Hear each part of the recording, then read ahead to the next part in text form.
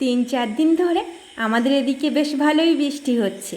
বৃষ্টির কারণে বাজারঘাট কিচ্ছু করা হয়নি। ঘরে এক ফোঁটা বাজারও ছিল না। চন্দন আজকে ঘরে ছিল, তো দুজনে মিলে গেছিলাম বাজার করতে। তো চলো কি কি বাজার করে এনেছি তোমাদের একটু দেখিয়ে দিই। আর জানো তো বৃষ্টি হতেও পারে, মেঘলা ওয়েদার হয়ে আছে। এই দেখো আম নিয়েছি, আর এখানে আছে শুকনো লঙ্কা, আর এদিকে আছে ভেন্ডি। ভেন্ডি বেশ সস্তায় যাচ্ছে। আর এই যে একটা তেলের বোতল আর পেঁয়াজ, আর এখানে আছে কাঁচা লঙ্কা, টমেটো আর রসুন।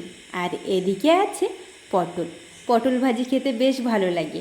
আর এই যে এখানে আছে উচ্ছে, আর আছে বেগুন। মাছের বাজারেও গেছিলাম, তবে তেমন মাছ ছিল না বলে আর নেওয়া হয়নি। আর বাজার করে বাড়ি ফেরার পথে এত ঝড় উঠেছিল যে তাড়াতাড়িই চলে এসেছি বাড়িতে।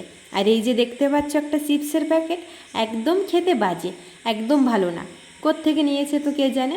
তো যাই হোক, এগুলো সব ফ্রিজে রাখবো, তারপরে রান্না বান্না করব। তো চলো।